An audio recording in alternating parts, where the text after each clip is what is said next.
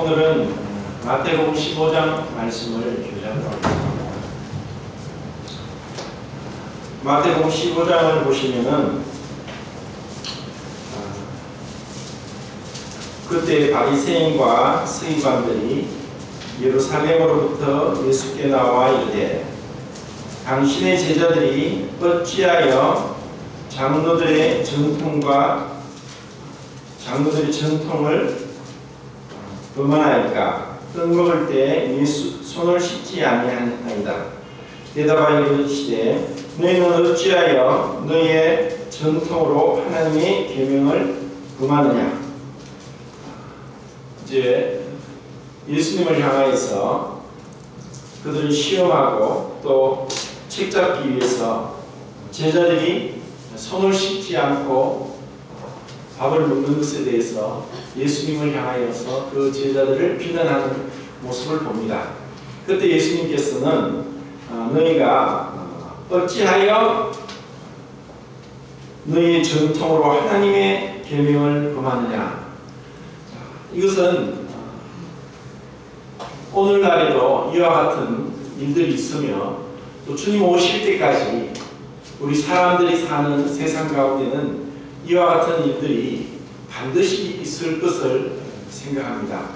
왜 이와 같은 주님을 향하여서 이런 질문을 하고 또 주님을 걸고 넘어지기 했던 것이 이때뿐 아니라 오늘날도 이와 같은 일들이 어떻게 일어나는가를 제가 말씀을 드리겠습니다. 그것은 우리 가운데서도 일어날 수 있는 부분이라는 것을 아셔야 됩니다.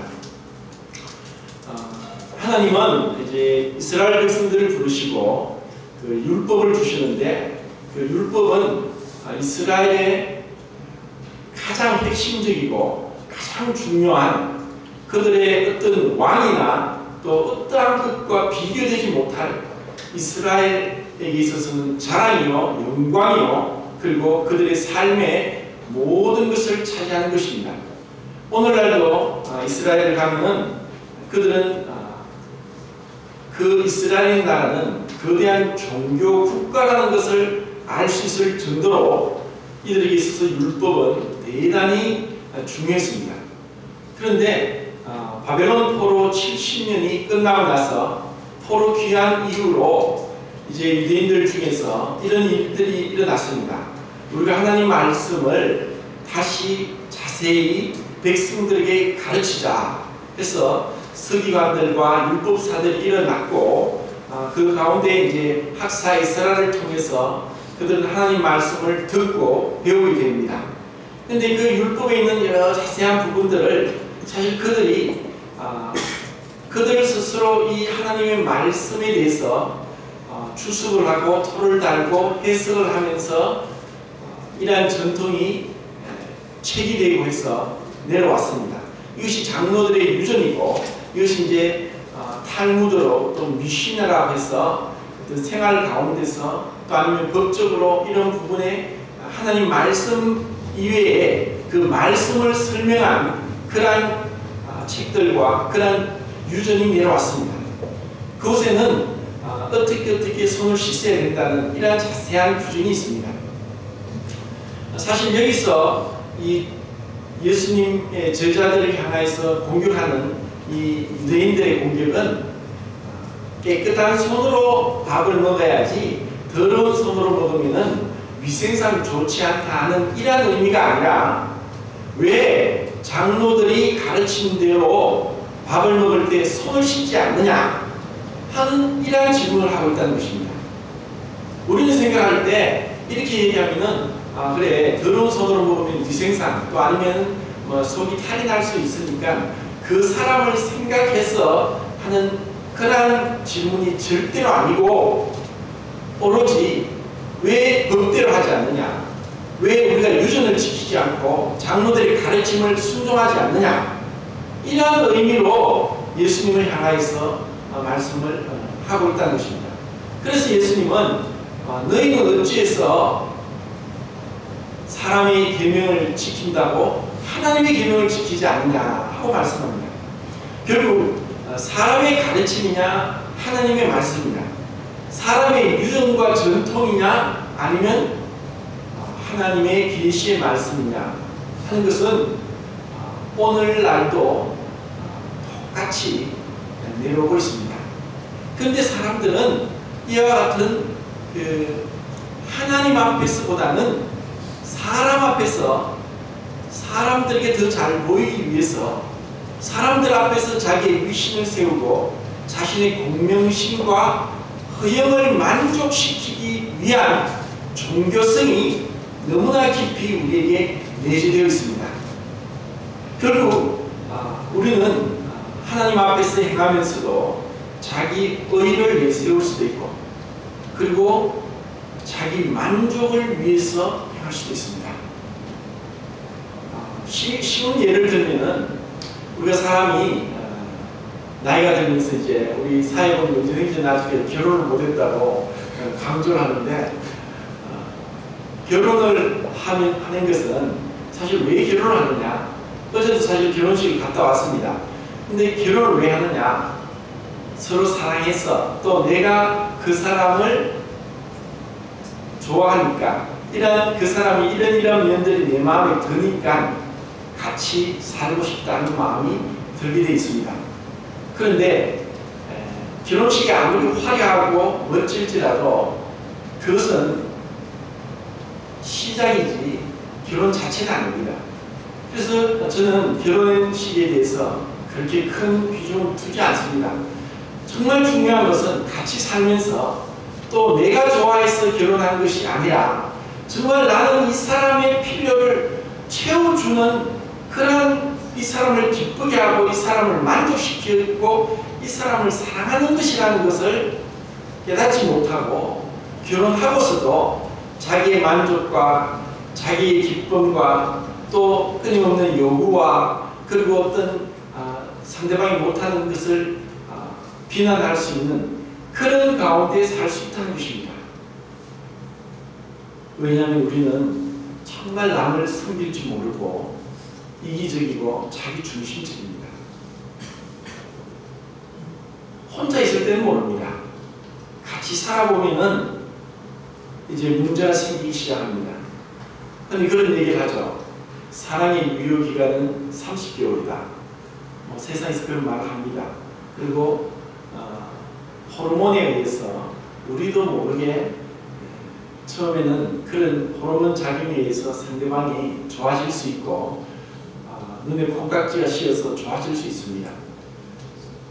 그렇지만 지금 우리가 우리 가까이 있는 사람을 배려하고 용납하고 이해하고 참고 내 입장이 아니라 그 사람의 입장에서 생각해 주지 못하면 살아갈 수 없습니다.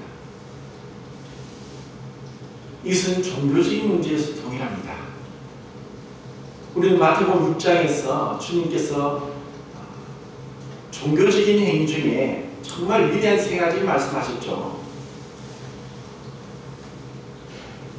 기도와 금식과 구제합니다. 주님은 이 세 가지를 말씀하셨습니다.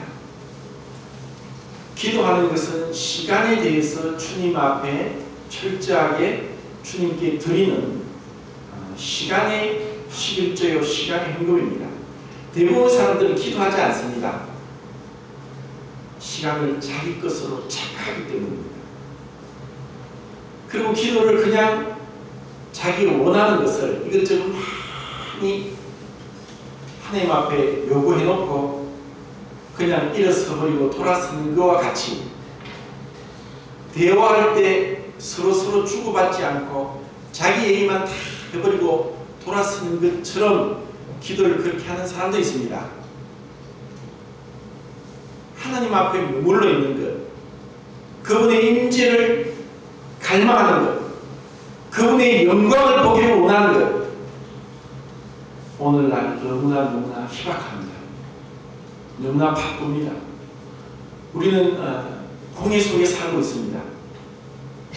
언젠가 얼마 되지 않았는데 지금 아파트의 층간 소음이 너무나 심하고 또 층간 소음으로 인해서 그 소리의 크기를 저는 데시벨을 나타내는 그 기계를 가지고 여러 군데 측정해 보니까 서울의 어떤 도심 한복판에는 비행기가 지나가는 소리만큼 큰 소음이 나고 있다. 가게마다 음악을 스피커를 바깥으로 해놓고 틀어놓고 완전 이거는 음악 공연장을 지나가는 것 같은 가운데 우리는 익숙해져 있어서 조용한 것을 원합니다. 그리고 지금은 스마트폰으로 인해서 버스를 타고 지하철을 타보니까 앉아있거나 쓰라있거나 오로지 이것만 쳐다보고 있습니다.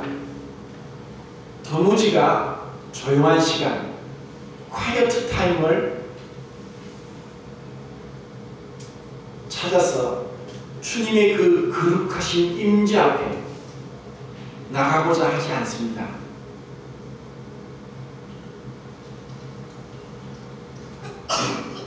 기도와 금식과 구제를 하면서도 사람들 앞에 보이려고 할 수 있다고 하면서 결국 왜 그렇게 기도와 금식과 구제를 하느냐?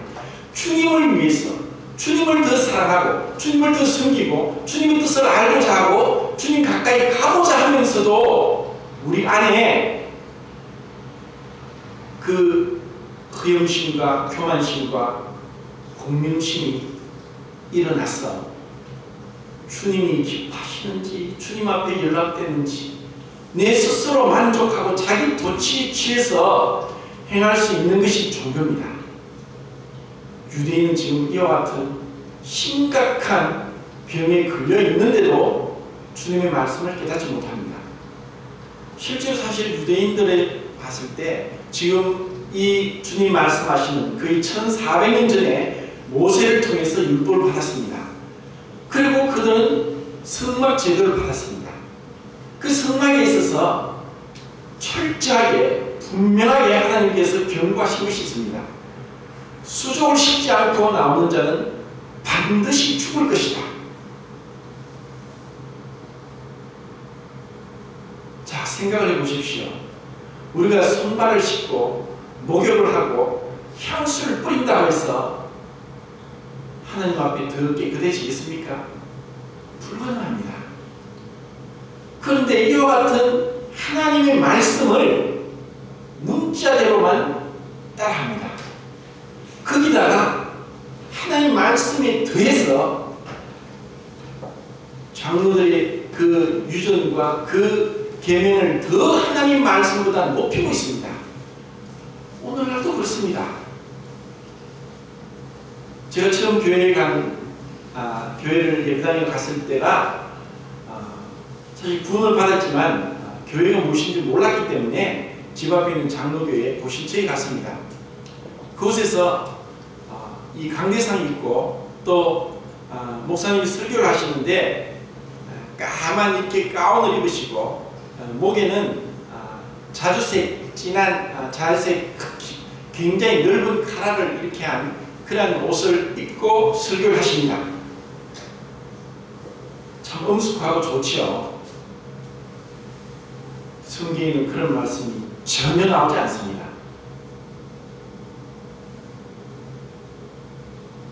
물이 고이면 섞듯이 종교가 오래되면 타락합니다. 이번에 소치올림픽 때 저는 몰랐지만 그 소치올림픽 때 알았습니다.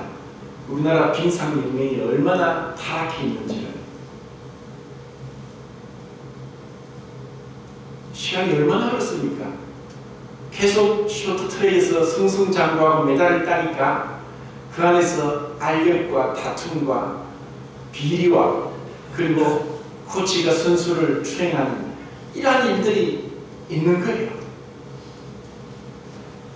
오늘날 종교는 타락했습니다.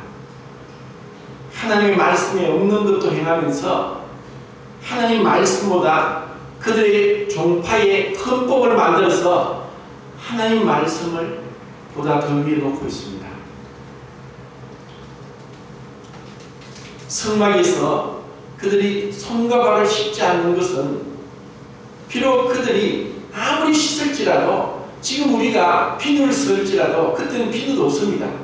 그리고 여러가지 세제 그런 세제를 쓰고 또 병원에 가면 손을 소독하는 그러한 액체로 된 것이 벽에 걸려 있습니다.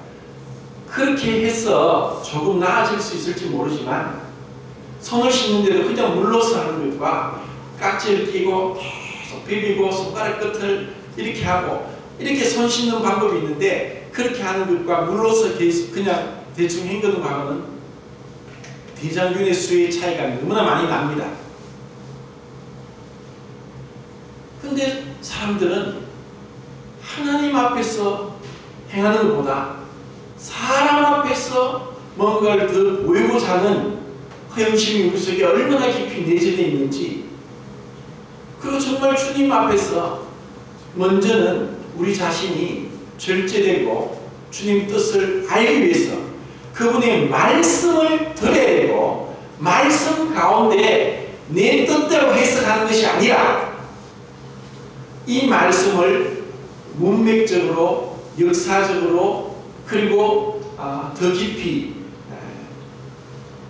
원어적으로 이렇게 보면서 하나님께서 이 말씀을 통해 나에게 주시는 것이 무엇이냐, 그냥 내가 쭉 읽으면서 내 마음에 맞는 것만 받아들이고 이것을 적용하는데 진리 가운데 은남에서 적용하고 깨달을 수 있습니다. 오늘날 우리는 그런 가운데 있습니다. 또 우리에게 은혜를 주셔서 우리는 가장 첫 번째 구원의 확신으로 신앙생활에 출발을 하고 있습니다. 그래서 다 구원받았으니까, 다 형제니까 질서를 무너뜨리고 존중하는 것과 또 예의를 갖추는 것을 무시하면서 사단의 종로를 할 수 있습니다. 많은 교회들이 그렇게 질서가 무너지고 권위가 무너지는 것을 볼 때 안타까움이 있습니다. 이것은 인위적으로 그냥 만드는 것이 아닙니다. 우리가 하나님 앞에 나오는 데 있어서도 주님은 두 가지를 다 말씀하십니다. 이것도 하고 저것도 버리지 말라. 사람들은 항상 극단으로 치우칠 수 있습니다. 우리는 형식도 중요하고 내용도 중요합니다. 그런데 형식을 너무 중요시하다 보면은 종교적으로 헛된 규례에 빠질 수도 있고, 형식을 완전히 무시하다가 보면은 방장행할 수도 있습니다. 잠언 28장에 보면, 29장에 보면은 묵시가 없으면 백성이 방장히 행하거니와 율법을 지키는 자는 복이 있느니라.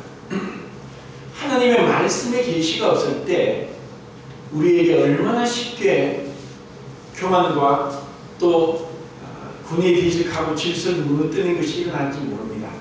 그리고 이것을 주님으로부터 온 권위를 내세우지 않고 사람이 인위적으로 권위를 만들 때 권위주의가 됩니다. 권위주의가 들어올 때 형식이 들어오고 하나님 앞에서보다는 사람 앞에서 행하고자 하는 그런 모습이 납니다. 이것은 우리 가운데 너무나 우리가 쉽게 빠질 수 있는 오리들입니다. 누구나 장담할 수는 없습니다. 그래서 우리는 최대한 주님 앞에 나올 때 몸가짐도 옷가짐도 마음가짐도 정말 중요합니다. 유대인들은 지금 이런 유전과 전통 가운데 확 얽매여서 참된 그 모형과 그림자가 아니라 참된 실체가 오셨는데도 그 실체를 모릅니다. 오히려 주님을 향하여서 비난하고 대적하고 죽이려고까지 하는 이런 안타까운 모습을 봅니다. 자, 보십시오. 유대인들이 받은 것이 얼마나 위대한 것입니까? 세상에 어느 나라에 이와 같이 유대인들에게 한 적이 있습니까?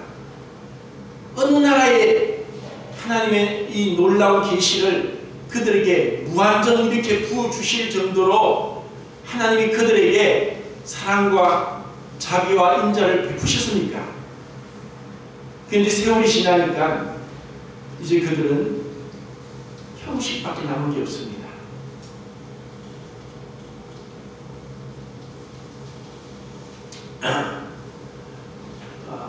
어제도 결혼식 가서 대본들에게 도인님을 만났는데 얼마 전에 미얀마에 또 복음을 전하고 오셨대요. 그런 이야기 합니다.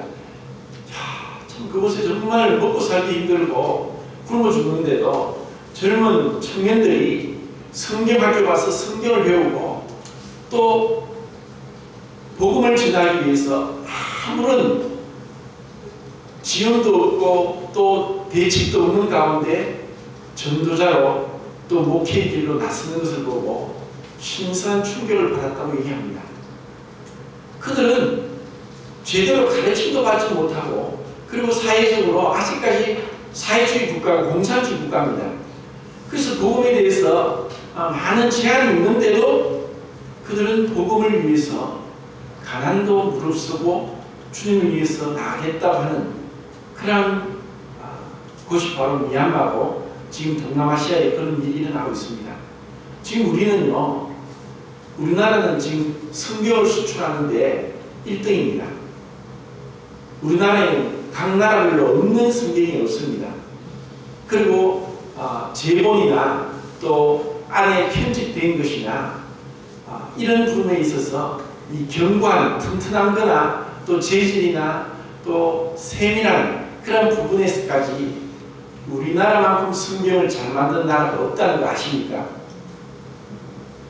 우리 가운데도 성경이 얼마나 많습니까? 그런데 이 성경을 그렇게 내가 애지중지하면서 이 하나님의 말씀을 귀하게 여기고 있느냐? 우리가 예배를 드리러 오면서도 오늘 그런 생각이 났습니다. 제가 처음 주님을 믿고 나서 예배를 드리러 갔는데 부르는 찬송 하나마다 얼마나 감동이 되는지 그냥 눈물이 나는 거예요. 찬송만 하면. 근데 제가 원래 음치입니다. 그런데 저는 너무나 감동이 되니까 제가 할 수 있는 힘껏 찬송을 막 했어요. 제 앞에 앉은 사람이 자꾸 뒤로 힐끔힐끔 쳐다보더라고요. 이 사람이 왜 저를 쳐다보는지 몰랐죠.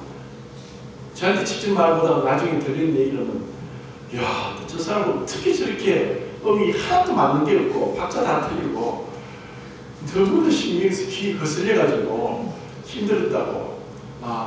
그러고 보니까 저 혼자 감동이 되어서 음정 박자 다 틀리면서 그렇게 부르는. 그래도 제가 그걸 몰랐습니다. 왜냐하면 너무나 좋으니까.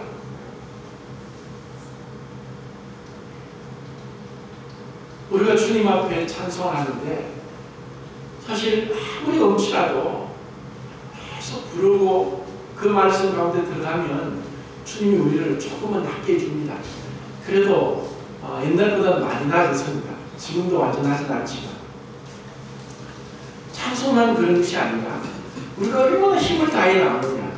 이사야 선지자는 이사야에서 그렇게 말합니다. 너희가 막 제물을 드리고 온갖 짐승을 바치고 하는데 네 마당만 밟고 간다. 이런 말씀하십니다.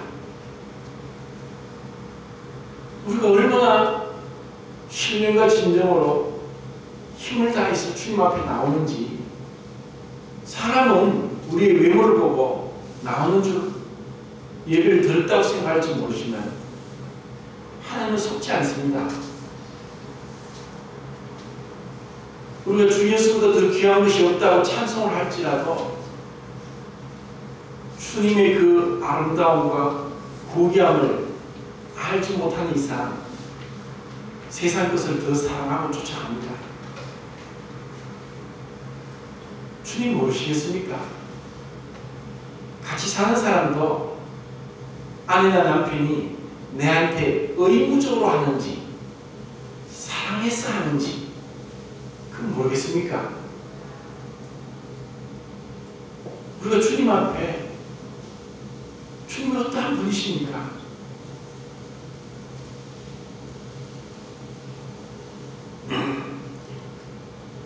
마태복음 23장을 보시면은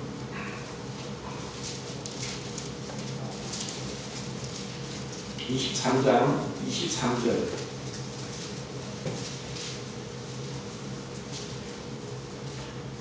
화이실 진저 외식하는 서기관들과 바리새인들이여 너희가 박하와 향과 근처에 11조든 들이되 율법의 더 중함과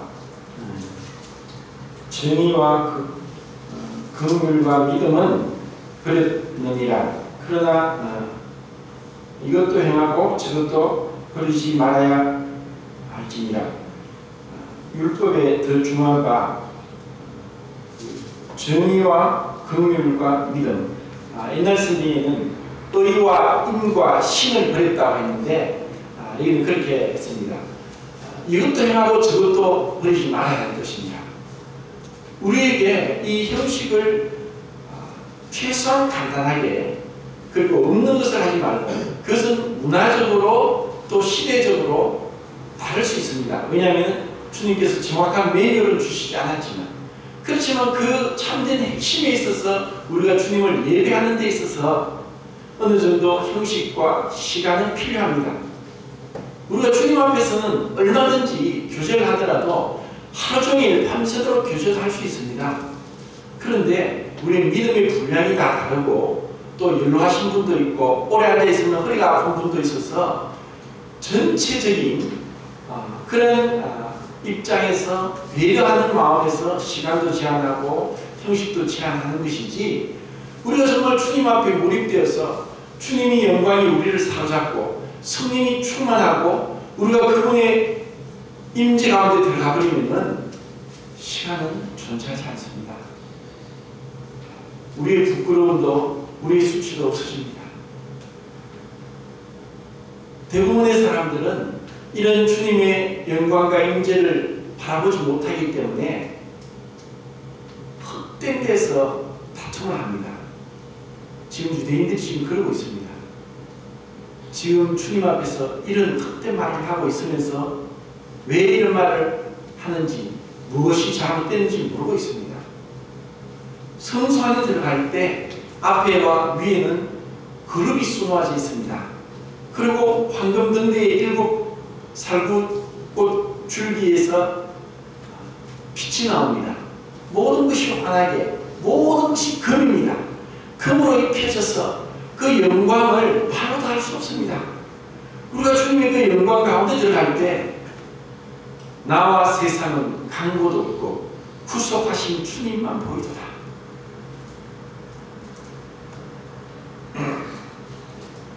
우리가 정말 그와 같은 주님의 영광과 임재를 사모합니까? 주의 궁전에 주의 그 사모하는 그 마음이 주님 함께 있는 것을 얼마나 더 간절히 내가 바라고 있습니까?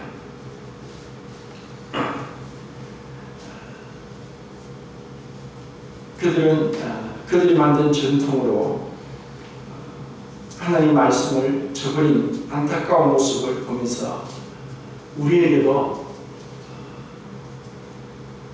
정말 주님보다 사람을 더 의식하면서 행하는 것들이 많을 수 있습니다.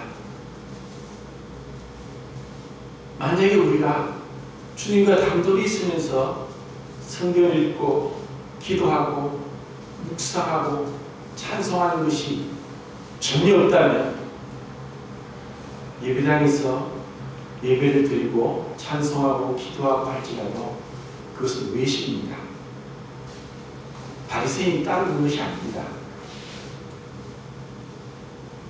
왜 하나님 앞에 하지 않고 사람 앞에 삽니까?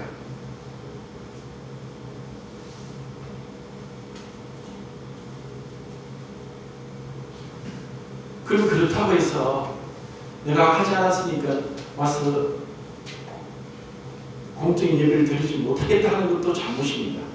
어떤 사람은 찬송을 부르다가 주님을 사랑하고 이웃을 사랑하는 그러한 말씀에 찬송이 나오면 입을 다문 사람도 있습니다. 내가 사랑하지도 못하는데 사랑한다고 하면 거짓말하지 않는가, 이렇게 생각합니다. 이것은 우리가 생명을 가진 자고 우리는 변화되고 자라가고 성숙되고 있다는 것을 모를 때 그와 같은 일이 납니다. 자, 우리는 정말 조심하고 경계해야 될 것이 주님 앞에서 내가 행하느냐, 사람 앞에서 행하느냐, 내가 참된 확신 가운데 있느냐, 아니면 거짓된 확신 가운데 있느냐. 미국의 그 칼빈주의 신학자로 유명한 아키발드 핫지라는 사람이 이런 얘기를 합니다. 참된 확신은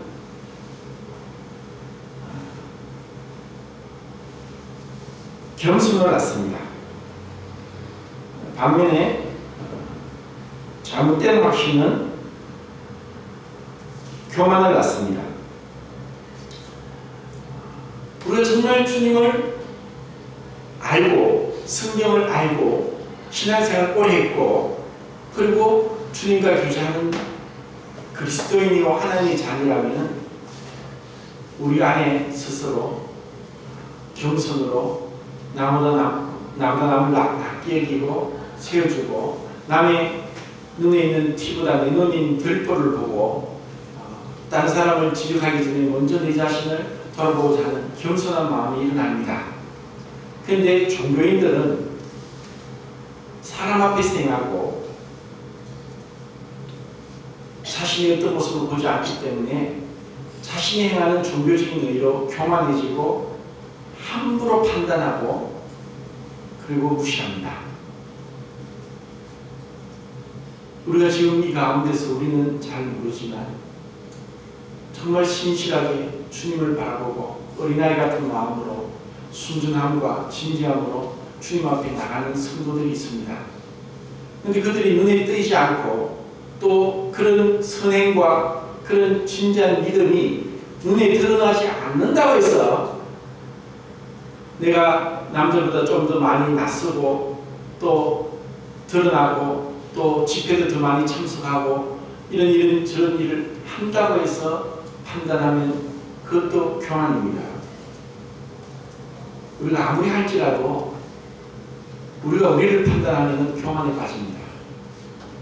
우리가 한 것은 잊어버리고 오직 위에서 부르신 부르심의 상을 향하여서 표대를 향해 나아갈 때 우리는 교만하지 않을 수 있습니다. 왜? 판단을 주님께 맡기니까. 사람 앞에서 높임을 받으려고 할 때 교만한 마음이 듭니다. 그리고 그것이 반대로는 자기 비하가 될 수 있습니다. 나는 이런데 나는 저런데. 그것은 사실 다 믿음이 없는 것입니다. 믿음은 믿음의 주요 온전히 하신 예수를 바라볼 때 온전히 되는 것입니다. 참된 확신은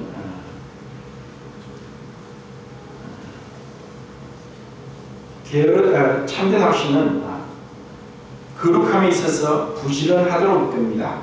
거짓된 확신은 방종으로 이끕니다. 정말 우리가 주님을 만났으면 점진적인 구원 그리고 구원의 그 단계에 있어서 한 발 한 발 주님께 나아가면서 우리를 변화시키고자 하는 두렵고 떨림으로 구원을 이루고자 하는 그런 마음이 일어나게 되어 있습니다. 우리가 날마다 주님 가까이 나아가고 있습니까? 전진하고 있습니까? 어제보다 오늘이 작년보다 올해가 주님을 좀 더 알았고 성경을 좀 더 깨달았고 주님 앞에 더 오래 머물렀고 또 내가 가지고 있는 믿음을 다른 사람들에게 증거했고 그리고 선을 행했습니까? 사람은 우리의 말에 속을지라도 하나님은 우리 말에 안 속습니다. 사람 앞에 말은 뜨하게 하는 종교인들이 얼마나 많습니까? 근데 그들이 삶 가운데서 정말 겸손하신 주님을 증거하고 있습니까?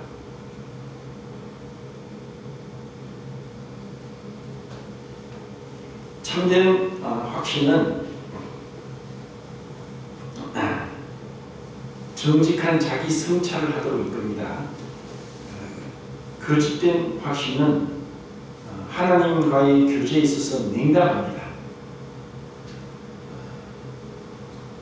은사가 있어서 여러 다양한 은사가 드러날 수 있습니다. 그리고 말씀을 가르치는 것도 성경에서는 직분이 아니라 은사로서 보고 있습니다.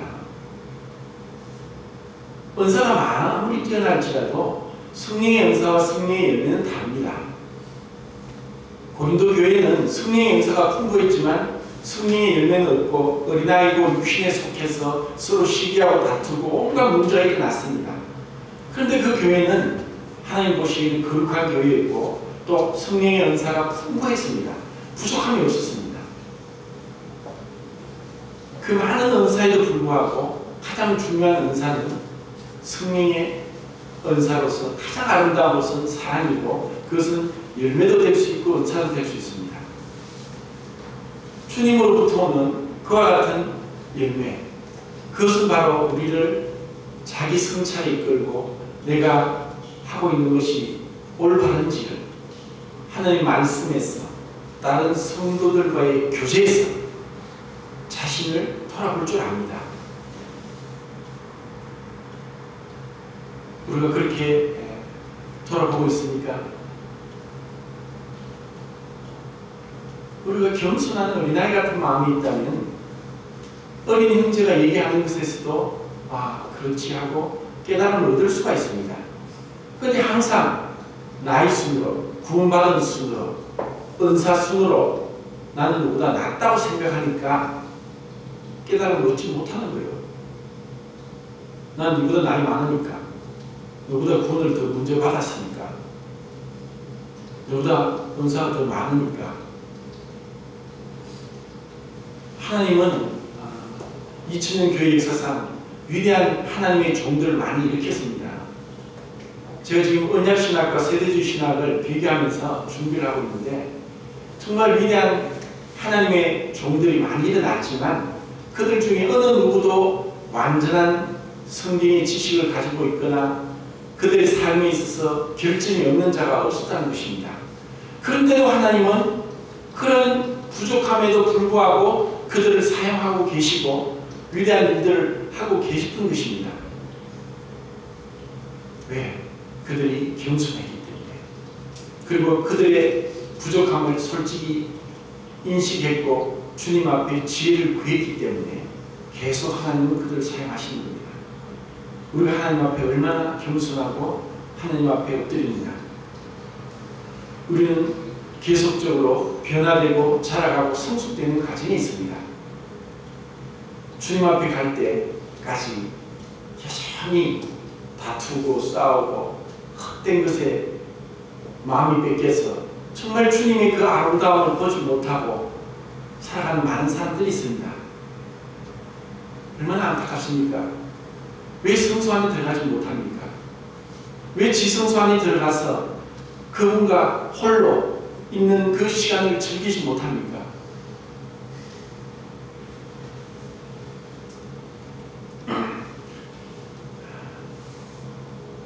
이렇게 그 유대인들을 향해서 주님은 말씀을 하시고 이 백성 입술로는 나를 공경하되 마음은 내게서 멀도다. 사람의 계명으로 훈육을 삼아 가르치니 나를 헛되이 경배하는도다. 헛되이 경배하고 있는 거예요. 분명히 10계명 중에 5번째, 이 땅에 있는 첫 번째 계명은 부모를 공경하랍니다.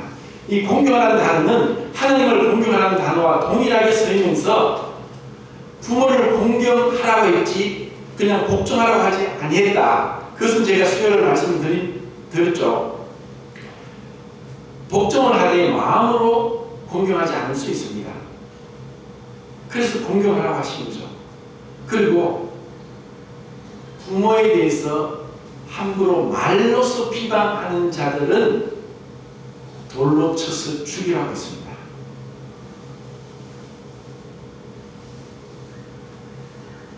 언젠가 얼마 전에 미국의 어떤 소녀가 집을 가출해서 부모를 상대로 소송을 걸었습니다.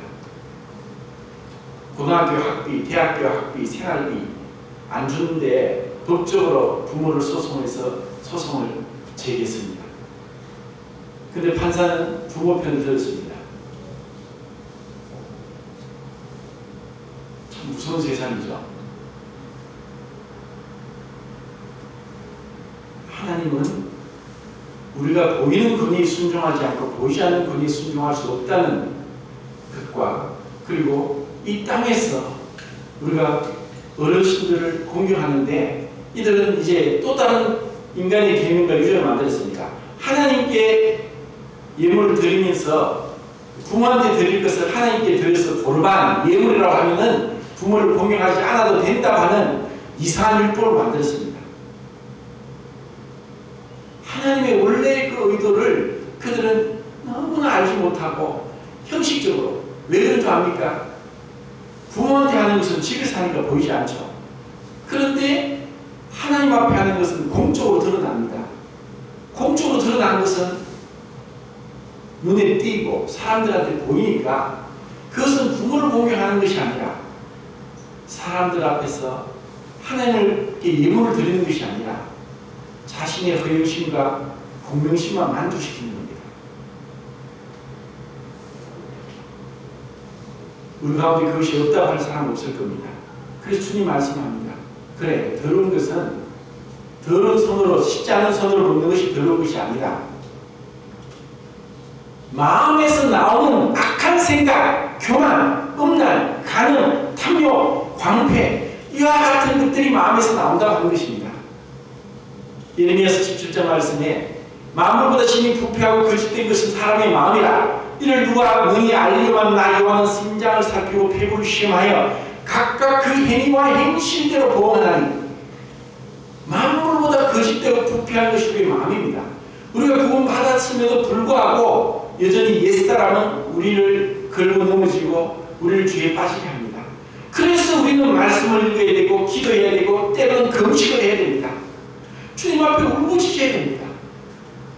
부모에게, 할아버지, 할머니에게서 물려받은 죄성의 습관들이 나도 모르게 내 안에 얼마나 깊이 내재되어 있는지를 아십니까?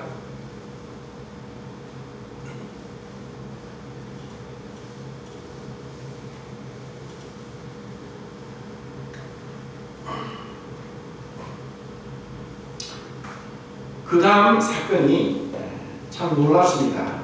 이것을 의도적으로 하나님은 이렇게 두셨다고 생각을 합니다. 그 말씀이 어디냐면은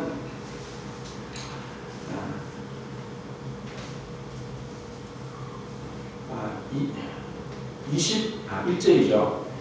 예수께서 거기서 나가서 두로와 시돈 지방으로 들어가시니 이제 주님은 이제 유대인을 위해서 오셨지만 두로와 시돈이라는 가나안 지역, 그 페니키아 지역으로 주님이 가십니다. 그리고 이렇게 가신 데 있어서는 주님은 결코 헛걸음하시지 않습니다.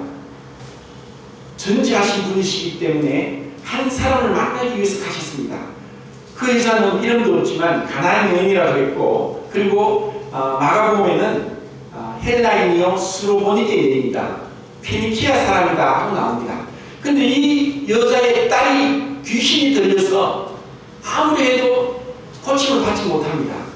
마태복음은 나오지 않지만 마가복음에는 예수의 소문을 듣고 와서 그 앞에, 발 앞에 엎드려서 경배하면서 예수님 앞에 간구를 합니다. 자기 딸에게 들린 귀신을 쫓아내달라고. 그런데 제자들은 이 여자가 이방 여인이요, 왜 예수님이 이 유대 땅에 오지 않고 왜 이방 땅에 오셨는지도 의아해하고 궁금해하면서 이 여자를 물리치려고 합니다. 이것은 표면적으로는 그렇습니다.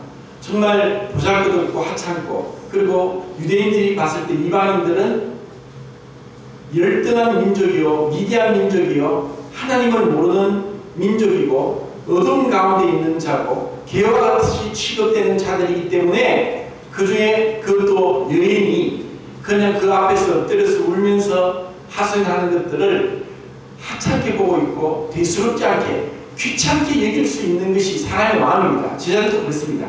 근데 주님은 아십니다. 이 여자 때문에 두로와 시돈으로 가신 것을. 여기서 극명한 대조가 있습니다. 바로 앞에서는 휘황찬란한 모세로부터 내려온 율법의 전통과 아름다운 성전과 그리고 겉으로 드러난 위대한 건축물과 그리고 이 율법의 명확한 계시의 말씀들이 있지만 그들은 이미 주님을 떠났습니다. 그런데 지금 이방 민족은, 이 민족은 결국 창세기 15장에 아브라함을 통해서 말씀합니다. 예수님이 이제 너희들 후손들을 아브라함에게 이 애국 땅에 가게 해서 4대 만에 돌아오게 할 것이다. 결국 430년 만에 애굽에서 가나안 땅으로 들어간 이유는 두 가지입니다. 첫 번째는 이스라엘의 한 가족을 거대한 애굽의 정치적이고 풍요로운 경제적인 상황 가운데 한 민족을 만들기 위함이고, 또 하나는 가나안 땅에 있는 온갖 우상을 섬기고 아스타롯이나 또 뭐 이런 여러 이방신들, 말도 안 되는 뭐 인신제사를 드리는 밀곰이나 또 이런 신을 섬기는 이러한 자들의 악행을 참고 참다가 이스라엘 백성들을 통해서 심판하기 위함이었습니다. 근데 그 중에서 요소를 통해서 심판받지 않고 남아있는 자들이 지금까지 왔습니다. 이들 가운데 하나님 보실 때, 이제 유대인들의 눈으로 봤을 때도 저들은 하나님의 심판을 받을 자이라고 할 자이고, 우상 숭배자고, 깨끗한 것과 더러운 것을 구분하지 못하는 자들이라고 할지 모르지만, 이 여인의 마음에 있어서는 딸이 낳는다면은, 이 딸이 귀신에서 해방받고 자유함을 얻는다면은 자기가 무슨 천대와 또한 구박과 그리고 멸실당해도 좋다고 하는 딸에 대한 사랑이 간절했고, 또 예수님에 대한 소문을 이미 들었고, 그분의 능력과 그분의 권위 앞에 무릎을 꿇고 경배하는데, 이것이 진정한 경배입니다. 복음은 가난한 자의 복음입니다. 우리 마음이 높아있고 겸손치 못하면 하나님 말씀이 은혜되지 못합니다. 판단하고 또 깨닫지 못하고 졸거나 딴 생각하거나 빨리 끝나길 바랍니다.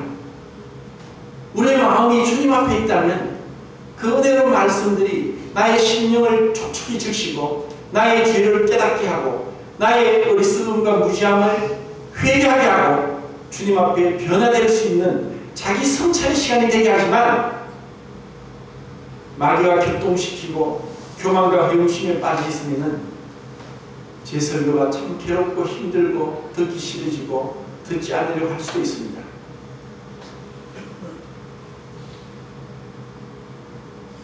여기서 참 중요한 교훈을 보고 마치는데, 주님이 그랬습니다.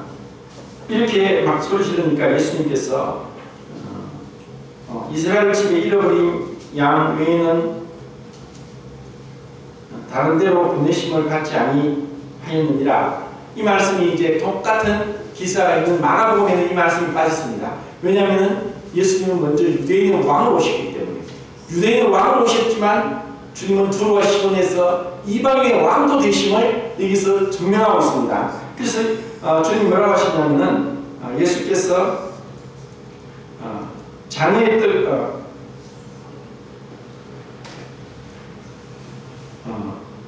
26절에 대답하여 이르시되 자녀의 떡을 취하여 개들에게 던짐이 마땅치 아니하니라.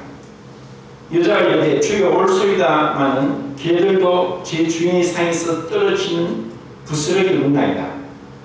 마가복음에는 개들도 자녀들의 상에서 떨어지는 것을 주워 먹습니다 하면서 예수님은 이 자녀의 상에서 취해서 개에게 주지 않는다고 하면서 이 이방 여인, 가나안 여인을 완전히 무시하고 철저하게 짓밟고 외면했습니다. 그런데 이 여자의 믿음은 비록 그럴지라도 개도 주인의 상에서 떨어지는 부스러기를 먹는데 부스러기를 더 주십시오. 우리가 주님 앞에 나가면은 자기 의나 교만은 깨뜨려집니다. 누가 나를 무시해도 제가 참 부족한 자입니다. 잘못을 지적해 주셔서 고맙습니다. 참된 믿음 가운데 있으면 다툴 일이 없습니다. 그런데 자아 가운데 있을 때는 누가 나를 무시하고 비난하고 판단하면 같이 싸웁니다.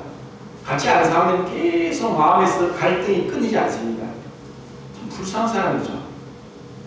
왜 주님 안에서 참된 평안과 안식과 기쁨을 얻지 못하고 그렇게 갈등 가운데서 헤맵니까? 자기 죄를 못 보기 때문에 그렇습니다.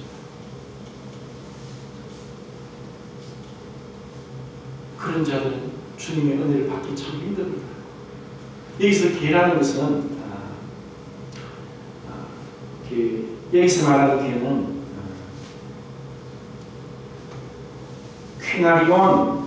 퀴나리온이라고 쓰이는 헬라어인데, 예수님이 마태복음 7장에서 거룩한 것을 개에게 던지지 말라, 그리고 빌립보서 3장에서 개들을 삼가고 행악자들을 삼가라, 그리고 베드로서 2장 22절에 개가 그 토하였던 대로 돌아가고 돼지가 씻었던 데 다시 돌아가는 것과 같다고 하면서, 또 요한계시록 22장 15절에 개들과 술객들과 행음자들과 거짓말하는 자들과 두려워하는 자들은 불과 유황으로 타는 불못에 참여하리니 이것이 둘째 사망이고 그곳에 나오지 못할 것이라는 말씀을 하면서, 그 괴는 퀴온이라는 단어로 쓰입니다. 그래서 우리가 볼 때도 개는 종교가 많습니다. 여기서 퀴온이란 그 나쁜 의미로서 쓰는 괴는 들개처럼 막 온 데를 방황하면서, 또 누가복음 16장에 거지 나사로와 부자의 비유를 들으면서 그 개가 나사로의 흔대를 핥는, 이와 같은 개는 부스러기를 음식을 그냥 먹고, 또 저끼리 이제 늑대개처럼 다니면서 있었던 그러한 일종의 개를 키우느라고 말씀하십니다. 근데 여기서 이 가나안 여인에게 하신 이 말씀은 이 키온이 아니라 퀴나리온이라고 해서 에알론 개를 말씀하고 있습니다. 이것은 너무나 중요합니다. 정말 쓸데없이 그렇게 방황하고 배회하면서 사람들에게 눈의 가시처럼, 그리고 흉한 것처럼 마치 짐승이 되어서 산에 있지도 못하면서 이 마을과 마을을 다니는 그와 같은 개들이 아니라는 것입니다. 그런데 참 원어를 제가 찾아보고 공부하면서 정말 놀라운 것을 발견하게 되는데, 이 키온과 퀴나리온이 분명히 다르게 쓰여졌고, 또 그런 개가 다른 종류의 같은 종의 개이지만 정말 차원이 다른 개에 대해서 말씀하고 있지만, 주님이 경배하다, 예배하다, 엎드려서 입을 맞추다 할 때 그 단어를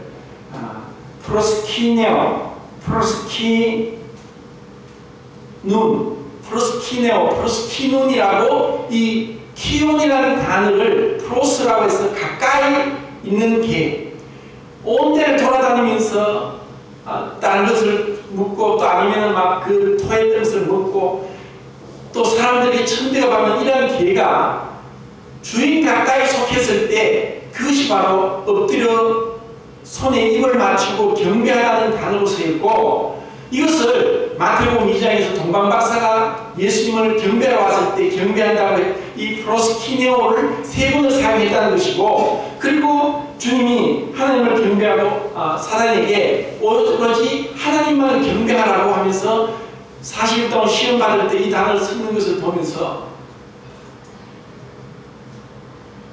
주님 참 그 개와 같이 이 가나안 여인에게 말하는 그 개가 아닌, 무엇이 더러운지도 모르고 죄인 줄도 모르고 영원한 멸망 가운데 처할 자인지도 모르고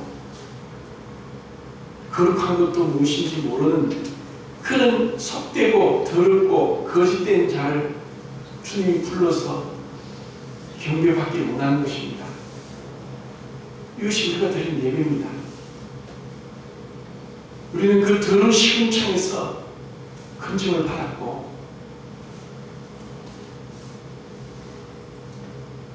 빛이 난 데서 존귀한 자가 되었습니다. 그것이 우리 예배입니다. 예배를 얼마나 귀하게 여깁니까? 얼마나 예배를 준비하고 옵니까? 그리고 이 앞에 있는 나와서 사회를 보는가 말씀을 전하는 게 별것 아닌 것 같지만, 하나님의 말씀을 배운하고 하나님의 말씀을 전하는 것이 얼마나 거룩한 것입니까? 또 성도님들이 앉아서 듣고 있지만 이 하나님의 말씀을 듣고 조금이라도 하나님을 알고자 해서 가까이 나가는 것은 얼마나 아름답고 칭찬할 것입니까? 우리는 정말 주님을 헛되이 경외하지 않고 진심으로 경외하기 원합니다. 주님 우리의 예배를 신뢰과 진정으로 드린 예배를 주님은